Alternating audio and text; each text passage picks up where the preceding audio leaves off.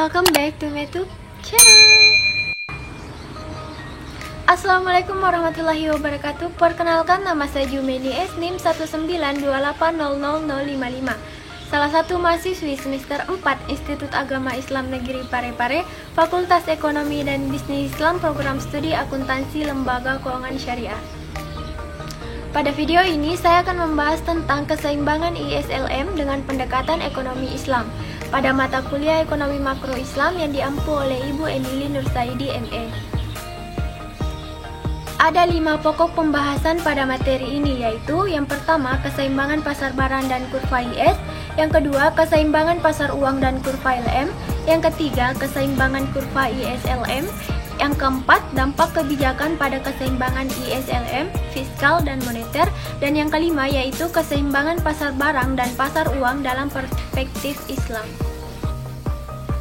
Sebelum membahas materi lebih dalam, ada baiknya kita mengetahui apa sih itu ISLM. IS berasal dari kata investment atau investasi dan saving adalah tabungan. LM berasal dari liquidity money atau permintaan akan uang dan penawaran uang, adalah tempat terjadinya semua transaksi keuangan. Keseimbangan pasar barang dan kurva IS. Apa sih yang dimaksud pasar barang? Pasar barang adalah pasar di mana semua barang dan jasa yang diproduksi oleh suatu negara dan dalam jangka waktu tertentu. Dari keseimbangan di pasar barang ini dapat diturunkan kurva IS.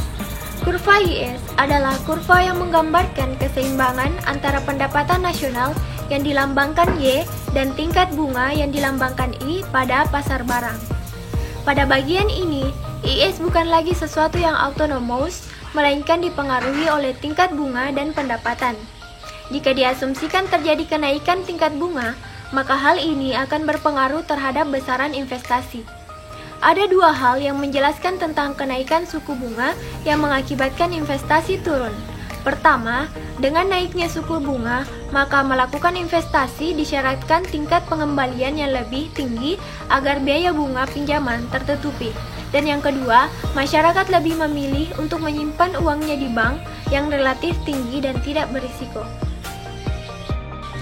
Selanjutnya, keseimbangan pasar uang dan kurva LM. Kondisi perekonomian suatu negara juga dipengaruhi oleh pasar uang. Pasar uang merupakan suatu tempat di mana terjadi transaksi keuangan. Sama halnya dengan pasar lainnya, keseimbangan akan tercapai pada saat jumlah permintaan uang di pasar sama dengan jumlah penawarannya. Dalam sistem ekonomi Islam, permintaan uang dipengaruhi oleh tingkat bunga sedangkan penawarannya merupakan otoritas dan bank sentral.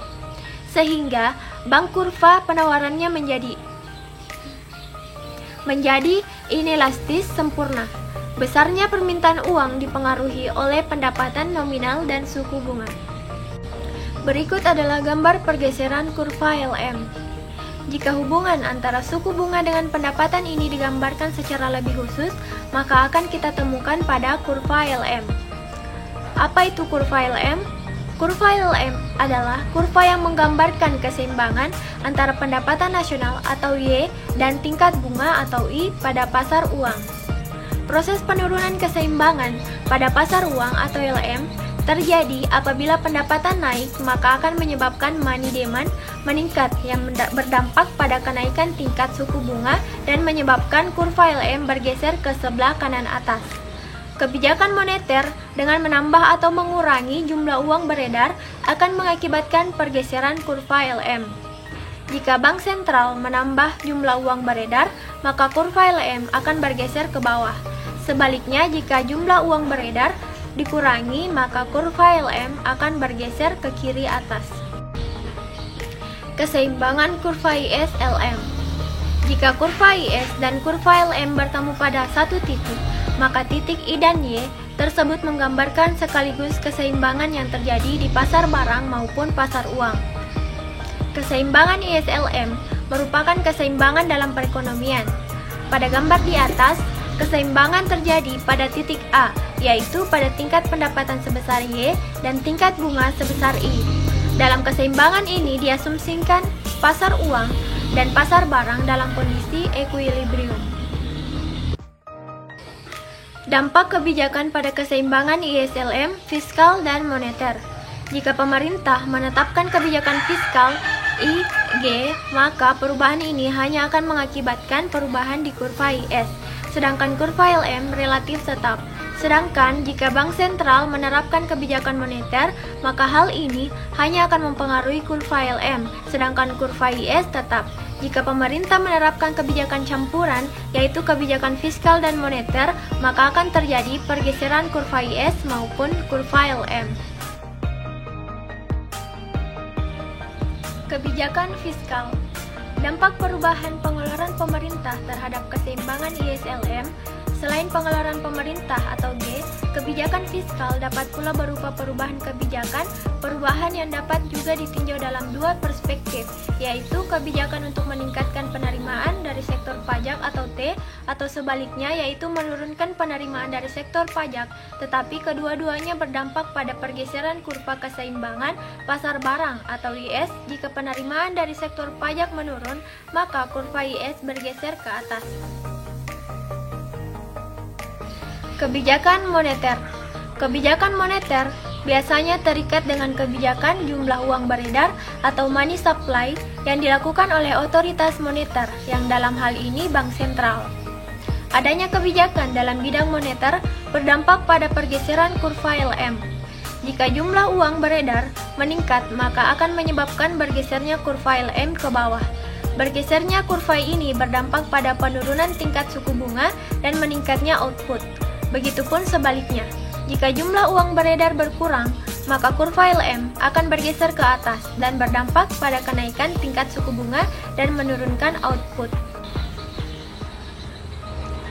Keseimbangan pasar barang dan pasar uang dalam perspektif Islam. Model keseimbangan pasar barang dan pasar uang yang akan dijelaskan di bagian ini adalah model yang dibangun Khan. Model ini berangkat dari kerangka ISLM konvensional sebagai satu jembatan untuk menentukan model pendapatan ke pertumbuhan ekonomi. Kerangka ISLM dalam hal ini digunakan untuk menelaah fungsi investasi dan permintaan uang dalam sebuah perekonomian. Pasar barang dalam perspektif Islam. Ciri pasar barang dalam sistem konvensional adalah kehadiran instrumen suku bunga yang menjadi faktor penentu besaran investasi di masyarakat. Hal ini tentunya akan bertentangan dengan konsep perekonomian dalam Islam yang jelas-jelas mengharamkan suku bunga, karena bunga sama dengan riba. Dalam Islam, suku bunga diganti dengan ekonomi bagi hasil, sehingga insentif dalam melakukan investasi adalah besaran bagi hasil. Besaran bagi hasil yang menjadi daya tarik bagi investor untuk melakukan investasi adalah share dari keuntungan yang dibagi keadaan investor dan kepada pengelola.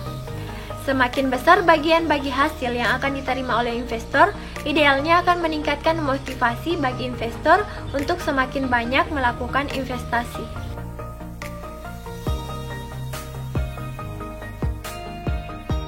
Permintaan uang dalam perspektif Islam. Menurut Matt Foley, ada dua motif utama seorang muslim dalam memegang uang, yaitu yang pertama, motivasi transaksi, yang kedua, motivasi berjaga-jaga. Motivasi berjaga-jaga meskipun dibenarkan, namun tidak berlebihan dari perkiraan biaya transaksi yang mungkin akan muncul. Atau dengan kata lain, untuk berjaga-jaga hanya dibenarkan dengan jumlah yang terbatas. Terbatasnya jumlah uang untuk berjaga-jaga ini tidak terlepas dari kepercayaan seorang muslim akan janji Allah di Al-Quran bahwa Allah akan menjamin rezeki mereka. Bahkan Rasulullah mencontohkan lewat sikapnya yang tidak pernah menyimpan sesuatu apapun. Bahkan dalam suatu hadis dikatakan bahwa Rasulullah tidak bisa tidur jika terdapat uang dinar di kantongnya.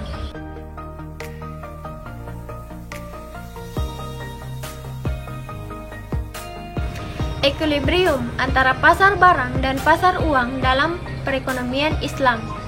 Keseimbangan antara pasar barang dan pasar uang dalam perekonomian Islam menurut Khan secara grafis direpresentasikan dengan terjadinya perpotongan antara kurva IS yang menggambarkan keseimbangan di pasar barang dengan kurva LM. Keseimbangan di pasar uang, perpotongan antara kedua kurva ini menunjukkan tingkat bagi hasil atau rasio profit sharing dengan pendapatan nasional. Bedanya dengan keseimbangan kurva ISLM konvensional adalah keseimbangan nasional. Bedanya dengan keseimbangan kurva ISLM konvensional adalah keberadaannya yang menggantikan suku bunga atau yang dilambangkan I. Itulah tadi penjelasan dari materi keseimbangan ISLM dengan pendekatan ekonomi Islam. Apabila ada kesalahan, mohon dimaafkan. Sekian dari saya. Wassalamualaikum warahmatullahi wabarakatuh. Thanks for watching. Jangan lupa like, comment, and subscribe.